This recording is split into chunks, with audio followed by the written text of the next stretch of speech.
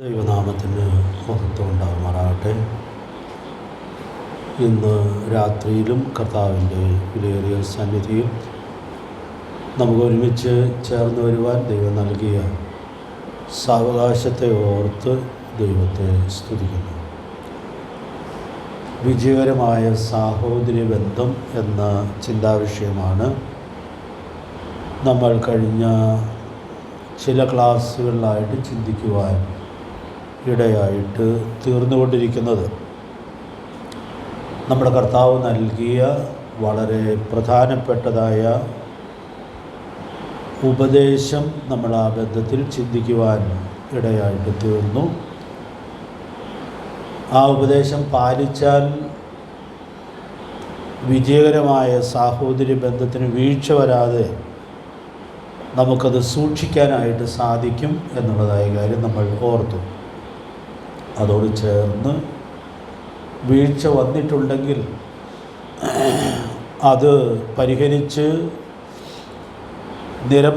നിരന്നുകൊള്ളണം, ഇണങ്ങിക്കൊള്ളണം എന്നുള്ളതായ പ്രബോധനം നമ്മുടെ കർത്താവ് നൽകുവാൻ ഇടയായിട്ട് തീർന്നിട്ടുണ്ട്.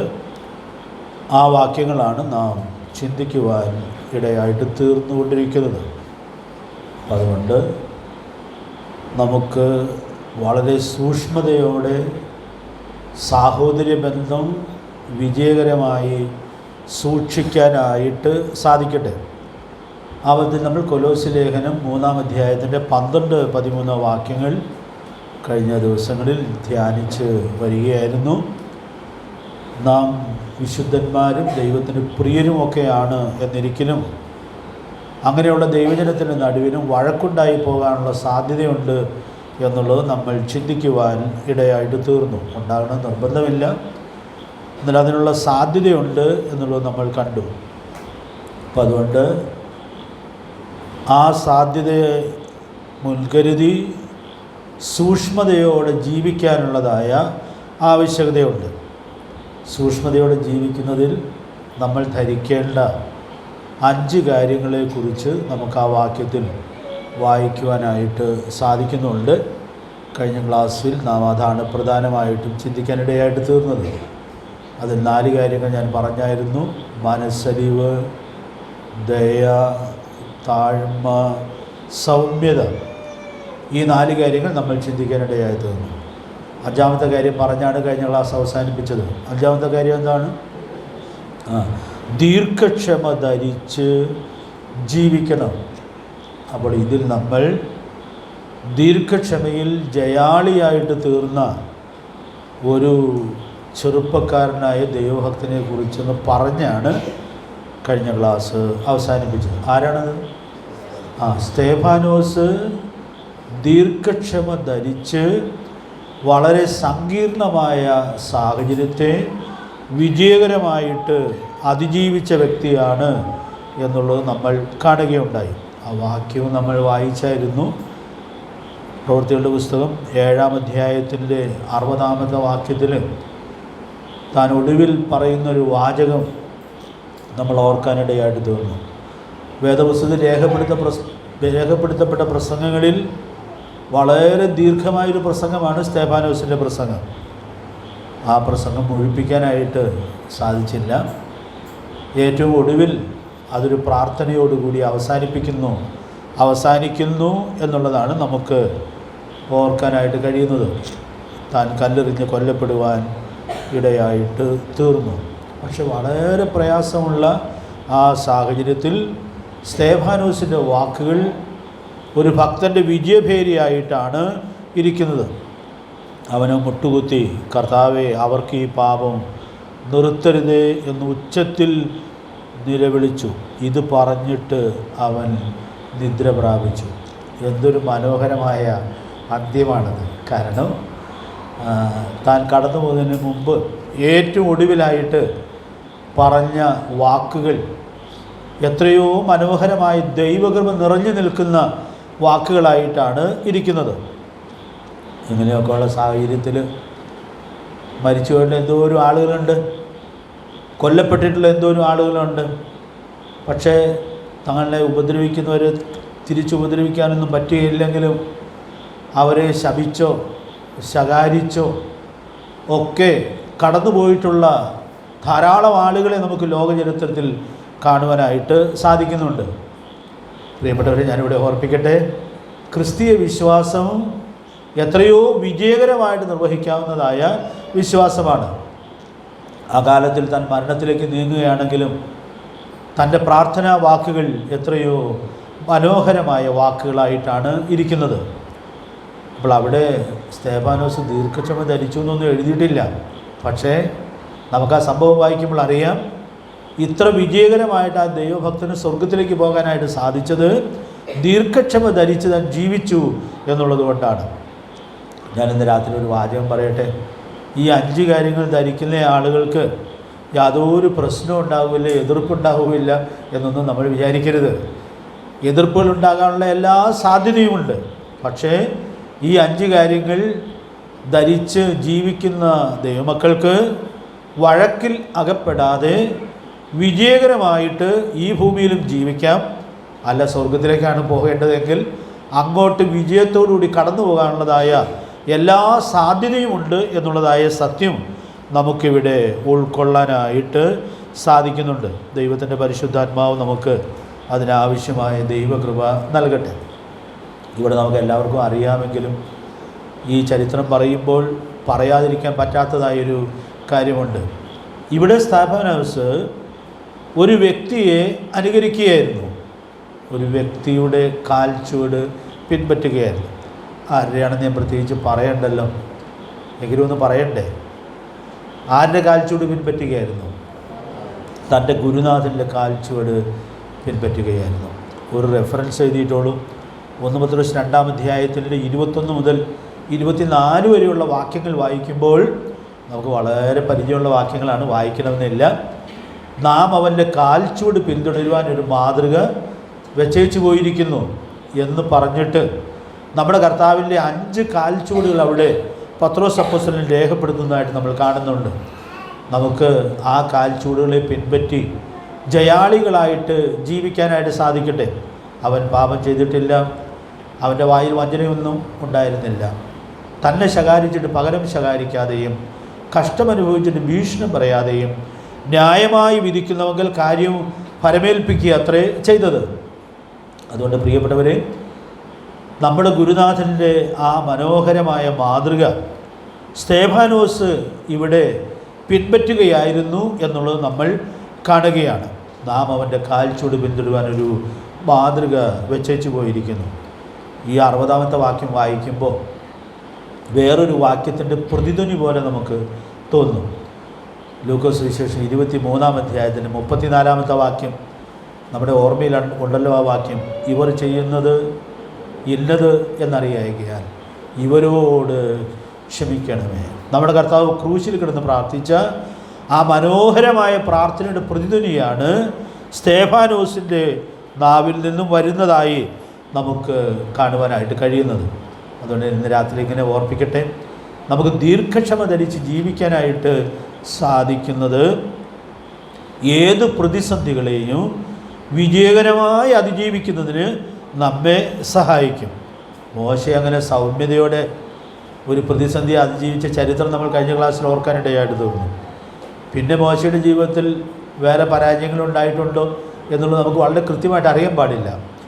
പക്ഷേ സ്തേഫാനോസ് ഈ സാഹചര്യത്തെ അങ്ങനെ അതിജീവിക്കുമ്പോൾ താൻ അതിജീവിച്ചത് പൂർണ്ണ ജയത്തിലേക്കാണ് എന്നുള്ളത് നമുക്കറിയാം.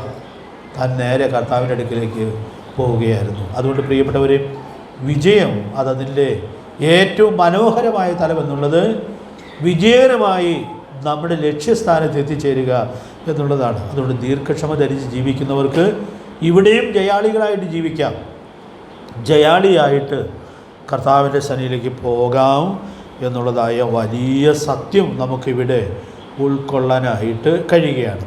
ഇവിടെ ഞാനൊരു കാതലായ പാഠം ഒന്ന് ചേർത്ത് പറയാനായിട്ട് ആഗ്രഹിക്കുന്നു. ഇവിടെ സ്തേഫാനോസ് അങ്ങനെ ക്ഷമയോടെ ഈ സാഹചര്യം അഭിമുഖീകരിക്കുമ്പോൾ അതിനു വേണ്ടി സ്തേഫാനോസ് ഒരു വലിയ വില കൊടുക്കുന്നുണ്ട്. ആ വില തൻ്റെ സ്വന്തം പ്രാണനാണ്. അതിനേക്കാൾ വലുതൊന്നും കൊടുക്കാനായിട്ട് ഇല്ല. പക്ഷെ നമ്മുടെ ജീവിതത്തിൽ നമ്മൾ ഓരോ പ്രശ്നങ്ങളെ അഭിമുഖീകരിക്കുമ്പോൾ ദീർഘക്ഷമ ധരിച്ച് ജീവിക്കുമ്പോൾ നമുക്ക് ജീവൻ കൊടുക്കാനായിട്ട് അവസരമുണ്ടായി എന്ന് വരികയില്ല. എന്നാൽ നമുക്ക് അതിനുവേണ്ടി വില കൊടുക്കാനുള്ള അവസരം ഉണ്ടാകും. അപ്പം അതുകൊണ്ട് ഞാൻ അതിൻ്റെ ഒരു സൂചന തിരുവെഴുത്തിൽ നിന്ന് ഓർപ്പിക്കണം എന്ന് ആഗ്രഹിക്കുകയാണ്. 1 കൊരിന്ത്യർ 6-ാം അധ്യായത്തിൽ നമ്മൾ വരുമ്പോൾ അവിടെ അപ്പോസ്തലനായ പൗലോസ് അന്യോന്യം ക്ഷമിക്കേണ്ട ഒരു പ്രത്യേക കാര്യം ഓർപ്പിക്കുന്നതായിട്ട് നമ്മൾ കാണുന്നുണ്ട്. നമുക്ക് ആ വാക്യം ഒന്ന് വായിച്ചിട്ട് ഞാനത് പറയാം എന്ന് കരുതുന്നു. 6-ാം അധ്യായത്തിൻ്റെ 7-ാം വാക്യം ഒന്ന് വായിച്ചേ. നിങ്ങൾക്ക് തമ്മിൽ ബഹുമാനം ഉണ്ടാകുന്നത് കേവലം പോരായ്മയാകുന്നു. അതിന് പകരം നിങ്ങൾ അന്യായം സഹിച്ചുകൊള്ളാത്തത് എന്ത്, നഷ്ടം ഏറ്റുകൊള്ളാത്തത് എന്ത്. ഈ വാക്യത്തിൻ്റെ പശ്ചാത്തലം നമുക്കറിയാം. കൊരിന്ത്യയിലെ വിശ്വാസികളുടെ ഇടയിൽ ചില സാമ്പത്തിക വിഷയങ്ങളിൽ പ്രശ്നങ്ങൾ ഉണ്ടായിരുന്നു. അപ്പോൾ അവിടെ നമ്മൾ കാണുന്നത് പ്രശ്നങ്ങൾ അവർ തമ്മിൽ പറഞ്ഞാൽ തീരില്ലാത്തത് കൊണ്ട് അവർ അവിശ്വാസികളുടെ മുമ്പിൽ വ്യവഹരിക്കാനായിട്ട് പോയി എന്നുള്ളതാണ് ഇവിടുത്തെ പശ്ചാത്തലത്തിൽ നമ്മൾ കാണുന്നത്. അപ്പോൾ അവിടെ പൗലോസ് ഇവരോട് ചോദിക്കുന്നതായ കാര്യം, നിങ്ങൾ എന്തിനാണ് വ്യവഹരിക്കാനായിട്ട് പോയത്? നിങ്ങൾക്ക് എന്ത് ചെയ്യാമായിരുന്നു? അത് ആ വാക്യത്തിൽ പറയുന്നുണ്ട്. 2 കാര്യങ്ങൾ നിങ്ങൾക്ക് ചെയ്യാമായിരുന്നു. ഒന്ന്, അന്യായം എന്ത് ചെയ്യാമായിരുന്നു? സഹിക്കാമായിരുന്നു. അന്യായം സഹിക്കാമായിരുന്നു. 2, നഷ്ടവും ഏറ്റുകൊള്ളാമായിരുന്നു. അപ്പോൾ പൗലോസ് ഇവിടെ പറയുന്നത്, നിങ്ങൾ വ്യവഹാരത്തിന് പോകാതെ അന്യായം സഹിച്ച് നഷ്ടം ഏറ്റുകൊള്ളേണ്ടതായിരുന്നു എന്നുള്ളതായ വലിയ സത്യമാണ് ഇവിടെ പ്രബോധിപ്പിക്കുന്നത്. അപ്പോൾ ഞാനിവിടെ നിന്ന് ഓർപ്പിക്കാൻ ആഗ്രഹിക്കുന്ന കാര്യം, ഇവർ വ്യവഹാരത്തിന് പോയി, പക്ഷേ അവിടെ ആ ചരിത്രത്തിൻ്റെ പ്രബോധനം നമ്മൾ അങ്ങനെയുള്ള സാഹചര്യത്തിൽ വ്യവഹാരത്തിന് പോകാൻ പാടില്ല എന്നാണല്ലോ. അപ്പോൾ വ്യവഹാരത്തിന് പോകാതെ നമുക്ക് അന്യായം സഹിക്കാനായിട്ട് സാധിക്കണം. ഞാൻ ആ വാക്ക് പിന്നെ ഒന്ന് വിശദീകരിക്കും, ഒന്ന് അടിവരയിട്ടോളൂ. അന്യായം സഹിക്കാനായിട്ട് സാധിക്കണം, നഷ്ടം ഏറ്റുകൊള്ളാനായിട്ട് സാധിക്കണം. അപ്പോൾ ഇവരുടെ സാമ്പത്തിക ഇടപാടിൽ വല്ല കടം വാങ്ങിച്ചതോ അല്ലെങ്കിൽ വേറെ എന്തെങ്കിലും നിലയിലുള്ള സാമ്പത്തിക ഇടപാടാണോ എന്ന് വിചാരിക്കുക. അതൊക്കെ സഹിക്കാമെന്ന് വിചാരിച്ചാൽ കടം മേടിച്ചു, തരണമെങ്കിൽ തരട്ടെ, തന്നില്ലെങ്കിൽ വേണ്ട എന്ന് വിചാരിച്ചാൽ, നഷ്ടമേറ്റുകൊണ്ടാൽ നമുക്കവിടെ ഉൾക്കൊള്ളാനായിട്ട് സാധിക്കുന്നതായ കാര്യം, അങ്ങനെ സാധിച്ചാൽ അവർക്ക് വിജയകരമായിട്ട് ഈ പ്രതിസന്ധിയെ അതിജീവിക്കുവാനായിട്ട് സാധിക്കും. അപ്പോൾ അതുകൊണ്ട് പ്രിയപ്പെട്ടവർ, നമുക്കിവിടെ നിന്ന് ദൈവാത്മാവ് നൽകുന്നതായ പ്രബോധനം, നമുക്കിങ്ങനെയുള്ള വിഷയങ്ങളിൽ അന്യായം സഹിക്കാനോ നഷ്ടം ഏറ്റുകൊള്ളാനോ സാധിക്കണം. അപ്പോൾ ഞാനിപ്പോൾ പറഞ്ഞു വരുന്നതായ കാര്യം, ക്ഷമയുടെ സ്ഥാനത്ത് അതിനുവേണ്ടി ചില വിലകൾ നമ്മൾ കൊടുക്കാനായിട്ട് ആവശ്യം വരാം. അപ്പം വില കൊടുക്കുന്നവർക്ക് ഈ ക്ഷമ പ്രായോഗികമാക്കി ജീവിക്കുവാനായിട്ട് സാധിക്കുകയുള്ളൂ. അപ്പോൾ ദൈവാത്മാവ് നമുക്ക് അതിനാവശ്യമായ ദൈവകൃപ നൽകട്ടെ. അപ്പോൾ ഞാൻ സ്തേഫാനോസിൻ്റെ സംഭവമായിട്ടൊന്ന് കണക്ട് ചെയ്യുകയാണ്. സ്തേഫാനോസ് ക്ഷമിക്കാൻ കൊടുത്ത വില എന്ന് പറയുന്നത്, ഇതിനപ്പുറം ഒരു വില കൊടുക്കാനില്ലാത്ത നിലയിൽ തൻ്റെ പ്രാണൻ വില കൊടുത്താണ് ഈ പ്രതിസന്ധിയുടെ നടുവിൽ താൻ ജയാളിയായിട്ട് തീരുവാൻ ഇടയായിട്ട് തീർന്നത്.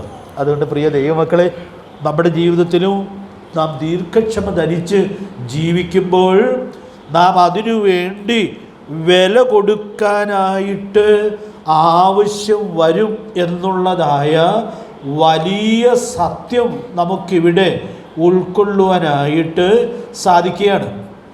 അതുകൊണ്ട് ഞാൻ ഓർപ്പിക്കാൻ ആഗ്രഹിക്കുന്നത്, ഈ ദീർഘക്ഷമ ധരിച്ച് ജീവിക്കുക എന്ന് പറഞ്ഞാൽ അത് കുറച്ച് ചിലവുള്ളതായ ഒരു കാര്യമാണ്. ആ ചെലവ് ചെയ്യാനായിട്ട് നമുക്ക് ഒരുക്കമുണ്ടെങ്കിൽ നമുക്കിവിടെ ജയാളികളായിട്ട് തീരുവാൻ സാധിക്കുകയുള്ളൂ. അതുകൊണ്ട് ഞാൻ ഈ വേദഭാഗത്ത് നിന്നോട് ഓർപ്പിക്കുക, ഒരാൾ കർത്താവിൻ്റെ നാമത്തിനു വേണ്ടി ദീർഘക്ഷമയോടുകൂടി പെരുമാറേണ്ടതിനു വേണ്ടി അന്യായം സഹിക്കുകയും നഷ്ടം ഏറ്റുകൊള്ളുകയും ചെയ്താൽ അത് നഷ്ടമായിരിക്കുമോ ലാഭമായിരിക്കുമോ? ഞാൻ നിങ്ങളിൽ നിന്നൊരു ഉത്തരം പ്രതീക്ഷിക്കുകയാണ്. അത് നിശ്ചയമായിട്ട് ലാഭമായിരിക്കും. കാരണം എൻ്റെ നാമം നിമിത്തവും എന്ത് വിട്ടുകളയുമോ അതിൻ്റെ ഇരട്ടിയൊന്നുമല്ല തരുന്നത്.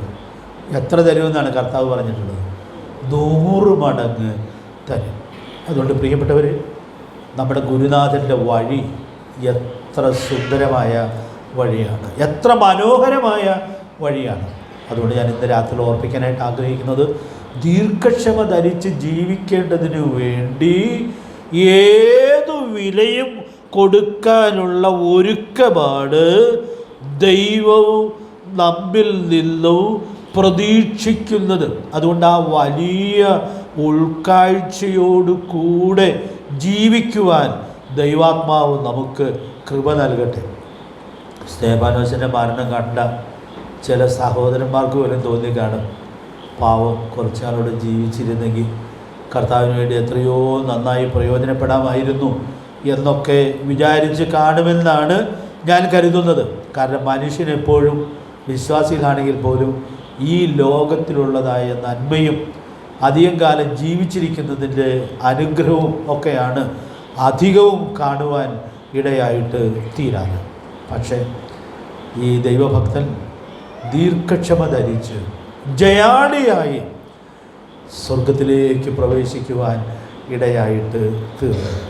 ഇവിടെ സഹത വെച്ചവർ കാണാം, പക്ഷെ സ്വർഗം ഭയങ്കര ആഘോഷത്തിലാണ്.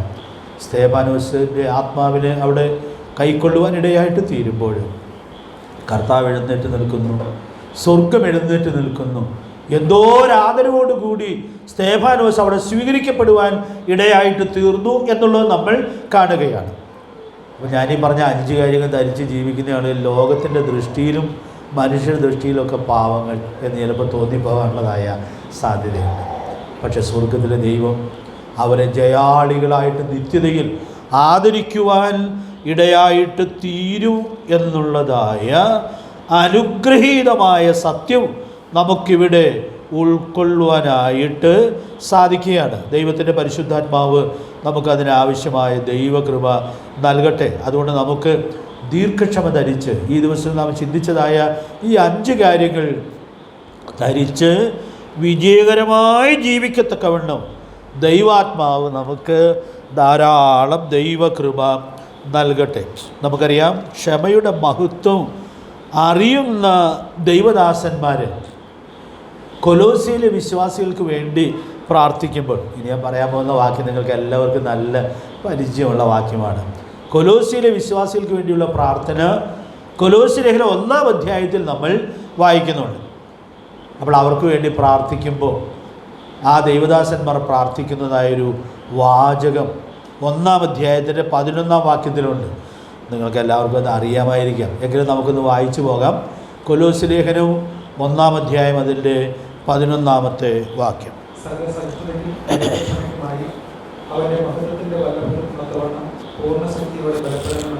മതി.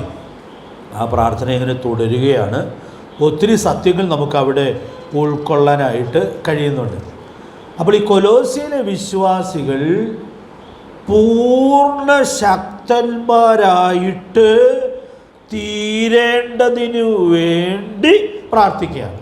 ആ വാക്ക് നമ്മുടെ മനസ്സിലിരിക്കട്ടെ. പൂർണ്ണ ശക്തന്മാരായി തീരേണ്ടതിനു വേണ്ടി പ്രാർത്ഥിക്കുകയാണ്. എന്നിട്ട് എന്തിനായി ഈ പൂർണ്ണ ശക്തന്മാരായി തീരുന്നത് എന്നുള്ളത് ആ പ്രാർത്ഥനാ വാചകം നമ്മൾ ശ്രദ്ധിച്ചാൽ എന്തിനാണെന്ന് അവിടെ പറയുന്നത്?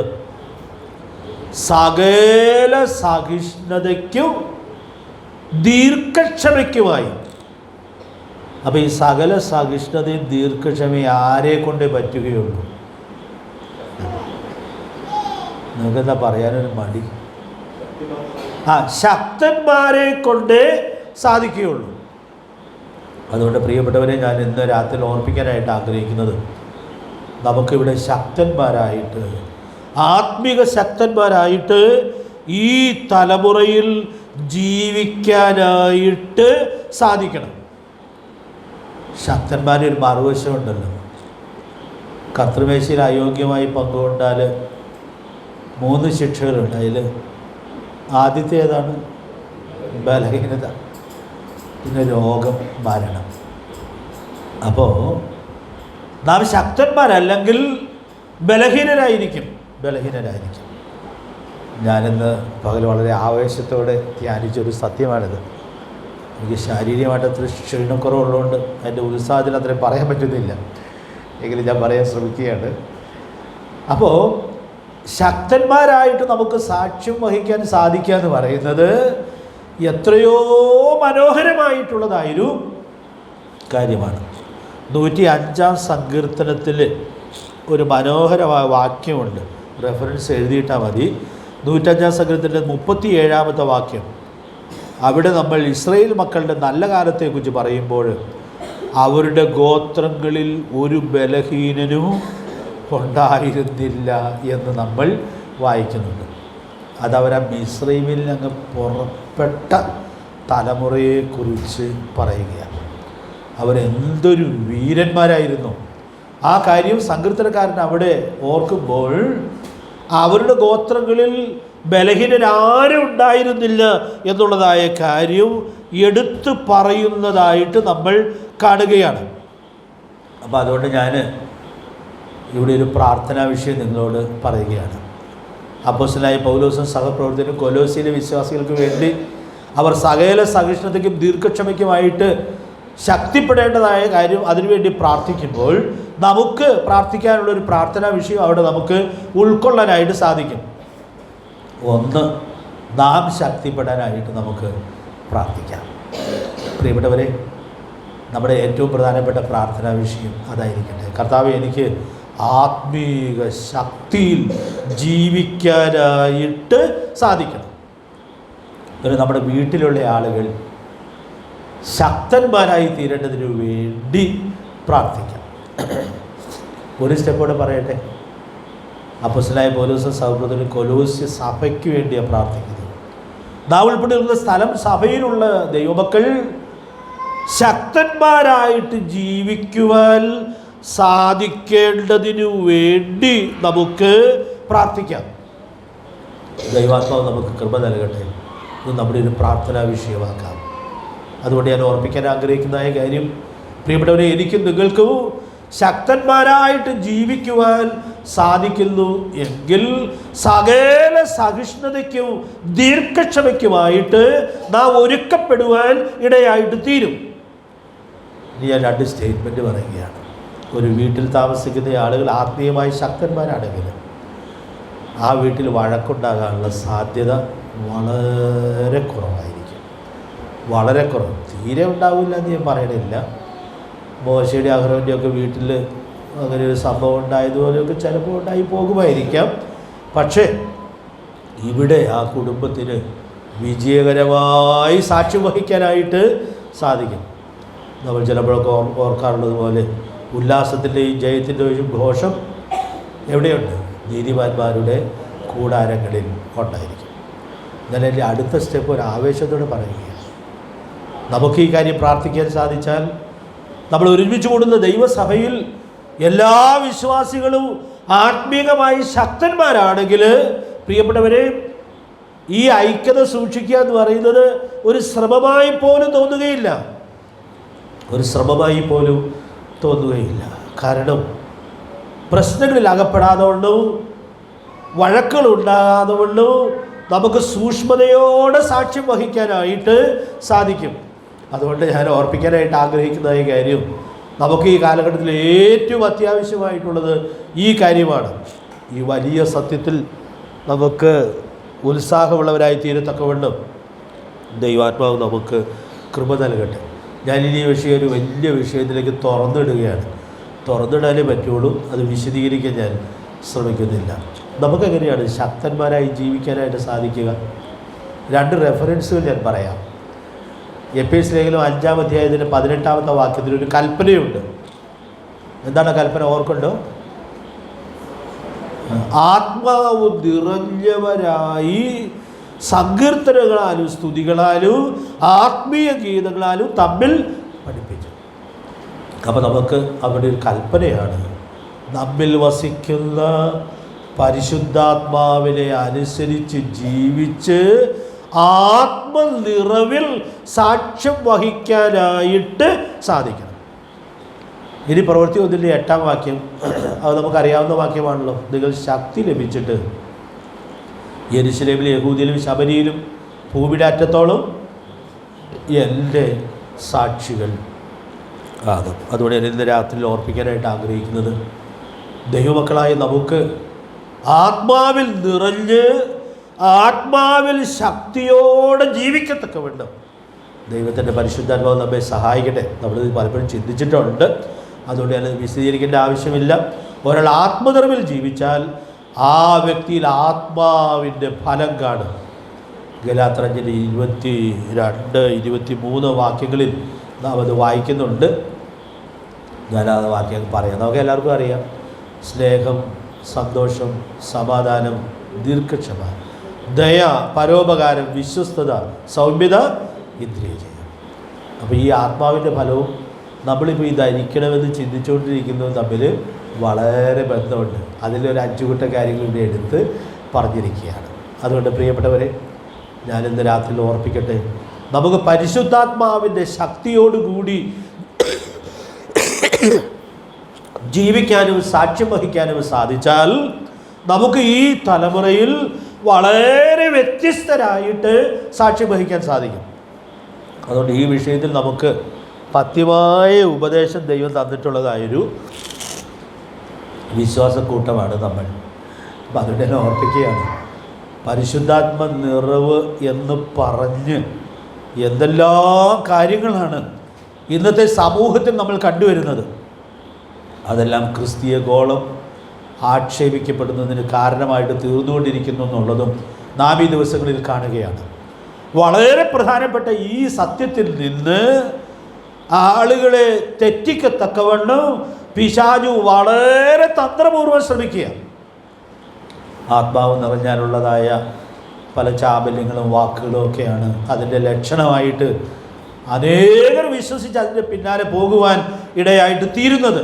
പ്രിയപ്പെട്ടവരെ, അതുകൊണ്ട് ഈ വലിയ സത്യം നമുക്ക് ഉൾക്കൊള്ളാനും പരിശുദ്ധാത്മ നിറവിൽ ഈ തലമുറയിൽ ജീവിക്കുവാനും നമ്മുടെ ജീവിതത്തിലൂടെ ആ ഫലം പുറപ്പെടുവാനും നമ്മുടെ കുടുംബത്തിൽ അതിൻ്റെ മഹത്വം കാണുവാനും നാം ഒരുമിച്ച് കൂടുന്ന സ്ഥലം സഭ ആത്മാവിൻ്റെ ഫലം പുറപ്പെടുവിക്കുന്ന വിശ്വാസികൾ ഒരുമിച്ച് കൂടുന്നതിൻ്റെ ആസ്വാദ്യത അനുഭവിക്കുന്ന സന്തോഷം അനുഭവിക്കുന്ന സ്ഥാനമായിട്ട് തീരത്തക്കവണ്ണവും സ്വർഗത്തിലെ ദൈവം നമുക്ക് ധാരാളം ദൈവകൃപ ഈ ദിവസങ്ങളിൽ നൽകുവാൻ ഇടയായിട്ട് തീരട്ടെ. അതുകൊണ്ട് നമുക്ക് ഈ വലിയ ഉൾക്കാഴ്ചയോടുകൂടി വരുന്ന ദിവസങ്ങളിൽ ജീവിക്കാനായിട്ട് ശ്രമിക്കാം. അവിടെ സ്തേഫാനോസിനെ കുറിച്ച് നമ്മൾ ഈ പ്രയോഗം വായിക്കുന്നുണ്ട്. ഈ കല്ലേറ് കൊള്ളുന്നതിന് മുമ്പ് ഈ കല്ലെറിയാൻ പോകുന്ന ആളുകളെ സ്തേഫാനോസ് ഉറ്റുനോക്കുന്നുണ്ട്. അപ്പം എങ്ങനെ ഉറ്റുനോക്കി എന്നാണ് പറഞ്ഞത്? പരിശുദ്ധാത്മാവ് നിറഞ്ഞവനായി. അപ്പം പരിശുദ്ധാത്മാവ് നിറഞ്ഞവനായി തന്നെ എറിയാൻ കല്ലെടുത്ത് നോക്കുന്ന ആളുകളെ നോക്കുമ്പോൾ സ്തേഫാനോസിന് ഇത് പ്രാർത്ഥിക്കാനേ പറ്റുകയുള്ളൂ. കർത്താവേ, ഇവർക്ക് ഈ പാപം നിർത്തരുതേ എന്ന് പ്രാർത്ഥിച്ച് താൻ തൻ്റെ ലക്ഷ്യസ്ഥാനത്തേക്ക് പോകുവാൻ ഇടയായിട്ട് തീർന്നു.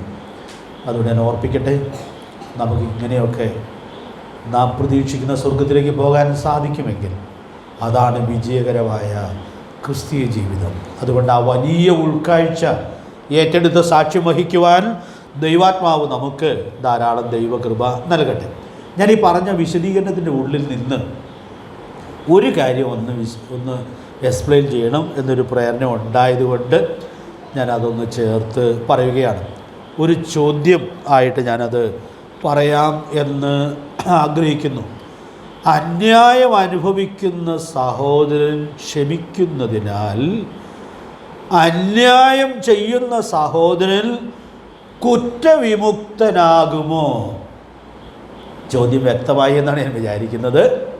കൊരിന്ത്യലേഖനത്തിൽ നമ്മൾ വായിച്ചതായ ആ വാക്യം അവിടെ ചേർത്ത് ഓർക്കേണ്ടുന്നതായ ഒന്നാണ്. അന്യായം സഹിക്കുന്ന സഹോദരൻ ക്ഷമിക്കുകയാണ്. അപ്പം അന്യായം സഹിക്കുന്ന സഹോദരൻ ക്ഷമിക്കുമ്പോൾ അന്യായം ചെയ്ത സഹോദരൻ കുറ്റവിമുക്തനായിട്ട് തീരുമോ? ഞാൻ നിങ്ങളിൽ നിന്നൊരു ഉത്തരം പ്രതീക്ഷിക്കുകയാണ്. ദൈവം മുമ്പാകെ ആവുകയില്ല. മനുഷ്യരുടെ മുമ്പാകെ ഈ അന്യായം അനുഭവിച്ചിരുന്നുള്ളതായല്ലോ ദേഹോപദ്രവമൊക്കെ സാധാരണ മനുഷ്യ ചെയ്യുമല്ലോ, അതിൽ നിന്നൊക്കെ ചിലപ്പോൾ വിടുതൽ കിട്ടിയെന്ന് വരാം. പക്ഷേ ദൈവത്തിൻ്റെ നീതിയുടെ മുമ്പിൽ കൂട്ടു സഹോദരൻ ക്ഷമിച്ചു എന്നുള്ളത് കൊണ്ട് ഇവൻ ചെയ്ത അന്യായത്തിന് പരിഹാരമായിട്ട് തീരുന്നില്ല. ഞാനിത് വളരെ ഭയത്തോടെ ഓർപ്പിക്കുകയാണ്. ഒത്തിരി വിശ്വാസികൾ ഇങ്ങനെ തെറ്റിദ്ധരിച്ച് ജീവിക്കുന്നുണ്ട്. ഇപ്പോൾ യോസേപ്പിൻ്റെ സഹോദരന്മാരും അങ്ങനെ വിചാരിച്ചത്. കാരണം ഇങ്ങേരോട് ഇപ്പോൾ എന്തൊക്കെ ചെയ്തു എന്ന് പറഞ്ഞാലും ഇദ്ദേഹം അങ്ങനെ തിരിച്ചൊന്നും പ്രതികരിക്കുന്നയാളല്ലല്ലോ, അപ്പം അതുകൊണ്ട് കുഴപ്പമില്ല എന്ന് അപ്പൻ മരിക്കുന്നത് വരെ വിചാരിച്ചു. അപ്പൻ മരിച്ചു കഴിഞ്ഞപ്പോൾ വല്ലാത്തൊരു ഭയം കയറിക്കൂടി. കാരണം ഇതുവരെ അനുഭവിച്ച എല്ലാ കരുതലും അപ്പൻ്റെ കെയർ ഓഫിലാണെന്ന് അവരങ്ങ് വിചാരിച്ചു. പിന്നെ അവർക്ക് സ്വസ്ഥതയില്ല. പിന്നെ എന്തോ ഒരു പങ്കപ്പാടാണ് നമ്മൾ അവരുടെ ഭാഗത്ത് നിന്ന് കാണുന്നത്. പ്രിയപ്പെട്ടവരെ, അതൊരു വലിയ പാഠമാണ്. യോസേപ്പ് എല്ലാം ക്ഷമിച്ചു. പക്ഷെ ദൈവത്തിൻ്റെ നീതി അവരെ പിന്തുടരുന്നു എന്നുള്ളത് നാം ഇവിടെ വളരെ ഗൗരവമായിട്ട് ഉൾക്കൊള്ളേണ്ടിയിരിക്കുന്നു. അതുകൊണ്ട് ഞാനീ പറഞ്ഞ ചോദ്യത്തിന് ഉത്തരം ഒരൊറ്റ വാക്യം മാത്രം ഞാൻ പറയാം. വേറെ വാക്യങ്ങളുണ്ട്, തൽക്കാലം ഒരു വാക്യം മാത്രം പറയാം. കൊലോസ്യ ലേഖനം 3-ാം അധ്യായത്തിൻ്റെ 25-ാമത്തെ വാക്യം ഒന്ന് വായിച്ച വാക്യം നമുക്ക് മനഃപ്പാഠം പഠിച്ചിട്ടുള്ള വാക്യമാണ്. അന്യായം ചെയ്യുന്നവൻ താൻ ചെയ്ത അന്യായത്തിന് ഒത്തത് പ്രാപിക്കും, മുഖപക്ഷമില്ല. ഞാൻ ആ മുഖപക്ഷമില്ല എന്നുള്ള വാക്ക് വളരെ ഭയത്തോടെ ഓർക്കുന്നൊരു കാര്യമാണ്. പാപം ആര് ചെയ്താലും ദൈവം ശിക്ഷിക്കും. ദാവീദ് ചെയ്തു, യഹോവയുടെ ഹൃദയപ്രകാരമുള്ള മനുഷ്യനാണ്. ഇപ്പോൾ നമ്മൾ വായിക്കുന്ന പോർഷനിലൊക്കെ എന്തോ ഒരു നല്ല മനുഷ്യൻ, ശൗലിൻ്റെ വസ്ത്രാഗ്രം മുറിച്ചെടുത്തുകൊണ്ട് മനസാക്ഷി കുത്തിയ ആളാണ്, എന്ത് സ്റ്റാൻഡേർഡ് പുലർത്തിയ ആളാണ്. പക്ഷെ വീണ വേറൊരു സ്ഥാനത്ത് ചെയ്തൊരു അന്യായത്തിന് വളരെ കൃത്യമായ ശിക്ഷ കൊടുത്തു. മോശയെക്കുറിച്ച് ഞാൻ കഴിഞ്ഞ ക്ലാസ്സിൽ ഞാൻ പറഞ്ഞായിരുന്നു. എന്തൊരു നല്ല മനുഷ്യൻ, ദൈവഭവനത്തിലൊക്കെ വിശ്വസ്തനായിരുന്ന മനുഷ്യൻ. പക്ഷെ ഒരു പാപം അത് ദൈവത്തിന് കണ്ണടയ്ക്കാനായിട്ട് പറ്റുമായിരുന്നില്ല. അതുകൊണ്ട് ദൈവത്തിൻ്റെ വചനം പറയുന്നവരും ദൈവദാസന്മാരും ഒക്കെ വളരെ പ്രത്യേകിച്ച് സൂക്ഷിക്കേണ്ടതൊരു വാക്യമാണിത്. എല്ലാവരും സൂക്ഷിക്കണം, ദൈവദാസന്മാർ ഏറെ സൂക്ഷിക്കണം. മുഖപക്ഷമില്ല എന്നുള്ളത് വളരെ ഗൗരവമായിട്ട് ഉൾക്കൊള്ളേണ്ടിയതായൊരു സത്യമാണ്. ഈ കൊലോസ്യർ 3:25 ഞാൻ സാധാരണ വല്ല കല്യാണത്തിൽ ശുശ്രൂഷയൊക്കെ ചെയ്യുമ്പോഴും സാധാരണ വായിക്കുന്നൊരു വാക്യമാണ്. അപ്പോൾ അതുകൊണ്ട് ഞാനൊരു കൊച്ചു ദൂത് അവിടെ നിന്ന് പറയുകയാണ്. അന്യായം ചെയ്യുന്നവൻ താൻ ചെയ്ത അന്യായത്തിന് ഒത്തത് പ്രാപിക്കും, മുഖപക്ഷമില്ല. 25-ാമത്തെ വാക്യം. അതിൻ്റെ പശ്ചാത്തലം നമ്മൾ പരിശോധിച്ചാൽ 18 മുതലുള്ള വാക്യങ്ങളിൽ 5 അന്യായങ്ങൾ രേഖപ്പെടുത്തുന്നുണ്ട്. ആ വാക്കതിന് ഉപയോഗിക്കാമെന്ന് നിങ്ങൾ ചിലർക്ക് സംശയം തോന്നുമായിരിക്കാം. സംശയിക്കേണ്ട, ദൈവത്തിൻ്റെ വചനത്തിൽ ഉപയോഗിച്ചിരിക്കുന്നതാണ്. കൊലോസ്യ ലേഖനം 3:18 ഒരു അന്യായമുണ്ട്. ഭാര്യമാർ സാധാരണ ചെയ്തു പോകാൻ സാധ്യതയുള്ള ഒരു അന്യായമുണ്ട്. വായിക്കണ്ടല്ലോ, വായിക്കണം. അവിടെ ഒരു ന്യായം പറയുന്നുണ്ട്, ഒരു കൽപ്പനയുണ്ട്. ഭാര്യമാരെ നിങ്ങളുടെ ഭർത്താക്കന്മാർക്ക് സകലത്തിലും കീഴടങ്ങണം, കീഴടങ്ങി അനുസരിക്കണം.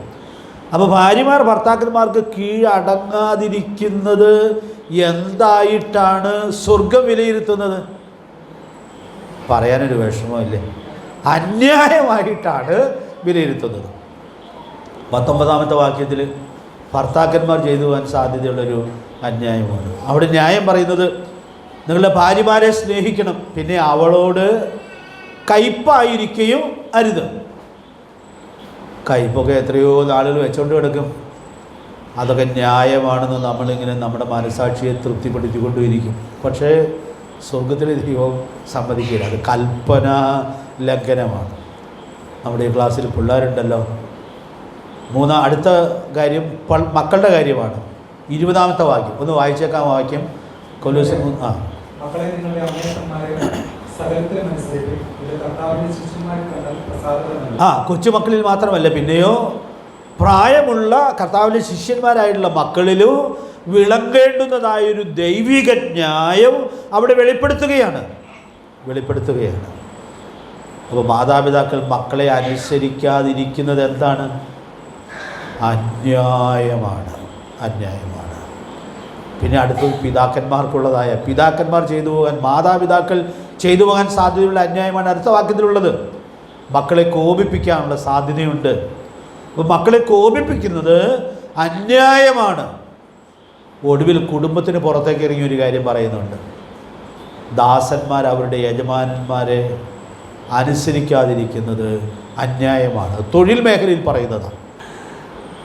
നമ്മൾ ചിന്തിച്ചുകൊണ്ടിരുന്നതായ കാര്യം കൊലോസ്യ ലേഖനം 3-ാം അധ്യായത്തിൻ്റെ 25-ാം അധ്യായത്തിൻ്റെ പശ്ചാത്തലത്തിൽ 5 അന്യായങ്ങളെക്കുറിച്ച് നമുക്ക് കാണുവാനായിട്ട് സാധിക്കുന്നുണ്ട്. അപ്പം അതുകൊണ്ട് നമുക്കവിടെ ഉൾക്കൊള്ളാവുന്ന ഒരു ദൂതുകൂടി പറഞ്ഞ് ഞാൻ അവിടെ നിന്ന് മുൻപോട്ട് പോകാം എന്ന് കരുതുകയാണ്. നമുക്കറിയാം, അന്യായത്തിന് വചനത്തിലൂടെയുള്ളതായ ശാസന ദൈവം നൽകുന്നുണ്ട്.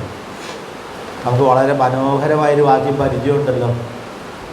വെളിപ്പാട് ദിവസം 3-ാം അധ്യായത്തിൻ്റെ 19-ാമത്തെ വാക്യത്തിൽ അവിടെ കാണുന്ന വളരെ മനോഹരമായൊരു സത്യമുണ്ട്. ഒന്ന് വായിക്കാമോ വാക്യം? വെളിപ്പാട് 3-ന്റെ 19-ാമത്തെ വാക്യം.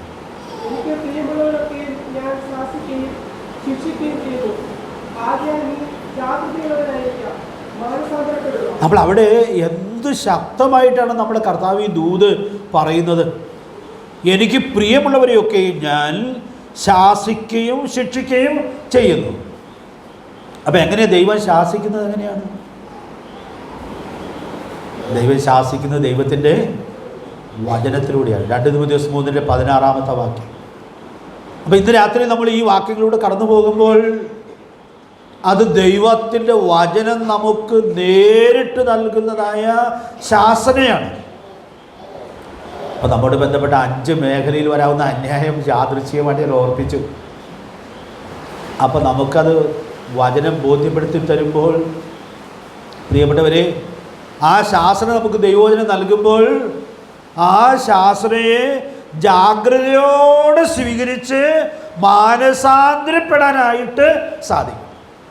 ഇന്ന് രാത്രി ഞാൻ ഓർപ്പിക്കട്ടെ, അന്യായം ചെയ്യുന്നവന് താൻ ചെയ്ത അന്യായത്തിന് ഒത്തത് പ്രാപിക്കുന്നുള്ള ദൈവിക തീർപ്പ് നമ്മൾ വായിക്കുമ്പോൾ ഈ വലിയ ഉൾക്കാഴ്ചയോടുകൂടി ഓരോ ദിവസവും നമ്മുടെ ജീവിതത്തെ പരിശോധിച്ച് ക്രമപ്പെടുത്താനായിട്ട് ദൈവാത്മാവ് നമ്മെ സഹായിക്കണം. അങ്ങനെ ശാസനയെങ്കിൽ തിരിച്ചറിഞ്ഞ് ക്രമപ്പെട്ട എത്രയോ പേരോട് ദൈവം കരുണ കാണിച്ച് അവരെ വലിയ ശിക്ഷയിൽ നിന്ന് ഒഴിച്ചു നിർത്തുവാൻ ഇടയായിട്ട് തീർന്നിട്ടുണ്ട്. ഇന്ന് രാത്രി ഞാൻ ഓർപ്പിക്കാനായിട്ട് ആഗ്രഹിക്കുന്നത്, നമുക്ക് ആ ശാസനയെ പ്രയോജനപ്പെടുത്തി വിജയകരമായിട്ട് മുൻപോട്ട് പോകാനുള്ളതായ ആവശ്യകത ഉണ്ട്. ദൈവത്തിൻ്റെ പരിശുദ്ധാത്മാവ് നമുക്ക് ധാരാളം ദൈവകൃപ നൽകട്ടെ. അതുകൊണ്ട് പ്രിയപ്പെട്ടവരെ, നമുക്ക് ഭയത്തോടു കൂടി ഈ 5 കാര്യങ്ങളെ ധരിച്ച് ജീവിക്കുവാൻ ഇടയായിട്ട് തീരുന്നത് വിജയകരമായി ജീവിച്ച് സാക്ഷ്യം വഹിക്കുന്നതിന് നമ്മെ സഹായിക്കും. ഞാൻ അടുത്ത ഭാഗത്തേക്ക് നാം കടന്ന് അവസാനിപ്പിക്കാം. അതാണ് ശരിക്കും ഇനി പറയേണ്ടത്. വഴക്കുണ്ടായാൽ വഴക്കിൽ തുടരരുത്. കൊലോസ്യ ലേഖനം 3-ാം അധ്യായത്തിൻ്റെ 12-ാം വാക്യത്തിൻ്റെ ശക്തമായ സന്ദേശം അതാണ്. ഒരുവനോടൊരു വഴക്കുണ്ടായാൽ അത് പരിഹരിച്ചു പോകണം എന്നുള്ളത് വളരെ കൃത്യമായിട്ട് ഓർപ്പിക്കുകയാണ്. ഞാൻ അതിനൊരു ചോദ്യം പറഞ്ഞ് അതിൻ്റെ ഉത്തരവും പറഞ്ഞ് അങ്ങ് അവസാനിപ്പിക്കാം. വിശദീകരണം അടുത്ത ക്ലാസ്സിൽ പറയാം. എപ്പോൾ അവിടെ നിരക്കണം, നമ്മൾ കൊച്ചു ഹെഡിങ് എഴുതിയായിരുന്നല്ലോ, നിരക്കണം, പിന്നെ ഇണങ്ങണം. ഇത് നമ്മുടെ കർത്താവിൻ്റെ വാക്കുകളാണ്. നമ്മൾ നിരക്കണം, ഇണങ്ങണം. എപ്പോൾ നിരക്കണം എന്ന് ചോദിച്ചാൽ 23, 24 വാക്യങ്ങളിൽ എപ്പോൾ നിരക്കണമെന്ന് പറയുന്നതിനുള്ള ഒരു വ്യക്തമായ ഉത്തരം ഉണ്ട്. അത് വായിക്കേണ്ട ആവശ്യമില്ല, നമ്മൾ സാധാരണ ചിന്തിക്കുന്നതായൊരു കാര്യമാണ്. എപ്പോൾ നിരക്കണമെന്നാണ് അവിടെ പറയുന്നത്, സമയമല്ല പറയുന്നത്. പിന്നെ വേറൊരു വിശദീകരണം പറയുകയാണ്. നിൻ്റെ വഴിപാടുമായിട്ട് നീ യാഗപീഠത്തിൽ ചെല്ലുമ്പോൾ സഹോദരൻ നിൻ്റെ നേരെ വല്ലതുകൊണ്ടെന്ന് അവിടെ വെച്ച് ഓർമ്മ വന്നാൽ വഴിപാട് യാഗപീഠത്തിൽ വെച്ചിട്ട് അടുത്ത വാക്കാർക്കിനും ഓർമ്മയുണ്ട്, ഒന്നാമത് ചെന്ന് സഹോദരനോട് നിരന്നു കൊള്ളുക, പിന്നെ വന്ന് വഴിപാട് കഴിക്കാം. അതിൻ്റെ ഒത്തിരി വിശദീകരണം പറയേണ്ട ആവശ്യമില്ല. നമ്മൾ കർത്തൃമേശാചരണത്തോടും എന്തോരം ചിന്തിച്ചിട്ടുള്ളതായൊരു കാര്യമാണത്. അപ്പോൾ ഞാൻ അതിൻ്റെ ലളിതമായൊരു ഉത്തരം പറഞ്ഞ് അവസാനിപ്പിക്കട്ടെ. എപ്പോൾ നിരക്കണമെന്ന് ചോദിച്ചാൽ നീ ആരാധിക്കാനായിട്ട് പോകുന്നതിന് മുമ്പേ നിരക്കണം എന്നുള്ളതായ വലിയ സത്യം ദൈവാത്മാവ് വ്യക്തമാക്കുകയാണ്. ലേഖനങ്ങളിലേക്കൊക്കെ വരുമ്പോൾ പിന്നെ ആ സമയം കുറച്ചുകൂടി ചുരുക്കുന്നുണ്ട്. വല്ല കോപമൊക്കെ ഉണ്ടായാൽ എപ്പോൾ വരെ വെച്ചോണ്ടിരിക്കാവുന്ന പറഞ്ഞിരിക്കുന്നത്. സൂര്യൻ അസ്തമിക്കുന്നതിന്. അപ്പോൾ ആ കോപത്തിന്മേൽ സൂര്യൻ അസ്തമിക്കാനിടയായിട്ട് തീരരുത്. അപ്പോൾ നമ്മുടെ കർത്താവ് പറഞ്ഞെടുത്ത്, പ്രിയപ്പെട്ടവരെ, നമ്മുടെ ആരാധന സ്വീകാര്യമാകണമെങ്കിൽ ഇവിടെ നമ്മൾ ക്രമപ്പെടണം. ഇതൊരു ചിന്താവിഷയമായിരിക്കട്ടെ. ഇത് വിശദാംശങ്ങൾ ഞാൻ അടുത്ത ക്ലാസ്സിൽ, ഒത്തിരി വിശദാംശങ്ങൾ പറയണ്ട, നമ്മൾ സാധാരണ ചിന്തിക്കുന്ന ഒരു കാര്യമാണല്ലോ. കർത്താവ് നമ്മെ സഹായിക്കട്ടെ. ഇന്ന് രാത്രി നമ്മൾ ഈ കൂടിയവരിൽ നിന്ന് പിരിഞ്ഞു പോകുമ്പോൾ നമുക്ക് ഈ നല്ല നിർണയത്തോടെ പിരിയാനായിട്ട് സാധിക്കട്ടെ. നിരന്നുകൊള്ളണം, ഇണങ്ങിക്കൊള്ളണം. നമ്മൾ ജീവിതത്തിൻ്റെ വഴിയിലാണ്. നമ്മൾ ഈ വഴി അവസാനിപ്പിച്ച് എപ്പോഴാണ് കർത്താവിൻ്റെ സന്നിധിയിലേക്ക് വീട്ടിൽ ചെല്ലുന്നതെന്ന് അറിയാൻ പാടില്ല. സ്തേഫാനോസ് പോയതുപോലെ പോകാനുള്ളവരാണെന്ന് നമുക്കറിയാൻ പാടില്ല. അതുകൊണ്ട് പ്രിയപ്പെട്ടവരെ, ആ സമയം തക്കത്തിൽ ഉപയോഗിച്ച് നിരന്നുകൊള്ളുവാൻ, ഇണങ്ങിക്കൊള്ളുവാൻ ദൈവാത്മാവ് നമുക്ക് ഏവർക്കും ധാരാളം ദൈവകൃപ നൽകട്ടെ. അപ്പോൾ നമ്മുടെ കർത്താവ് പഠിപ്പിച്ച ഈ സത്യങ്ങൾ, തിരുവഴുത്ത് നമുക്ക് നൽകുന്ന ഉപദേശങ്ങൾ എത്രയോ പ്രായോഗിക പ്രസക്തമാണ്. ഇതൊന്നും കേവലം ഉപദേശങ്ങൾ മാത്രമല്ല, ഇത് പ്രായോഗികമാക്കി ജയാളികളായിട്ട് ജീവിച്ച എത്രയോ ഭക്തന്മാരുണ്ട്. നമുക്ക് നമ്മുടെ തലമുറയിൽ അങ്ങനെ ജീവിച്ച് സാക്ഷ്യം വഹിക്കത്തക്കവണ്ണം ദൈവത്തിൻ്റെ പരിശുദ്ധാത്മാവ് നമുക്ക് ഏവർക്കും ധാരാളം ദൈവകൃപ നൽകട്ടെ. ഈ ആലോചനകൾ അതിന് മുഖാന്തരമായിട്ട് തീരട്ടെ. കർത്താവിൻ്റെ വിലയേറിയ നാമം ഇന്നും എന്നേക്കും വാഴ്ത്തപ്പെടുന്നതാണ്.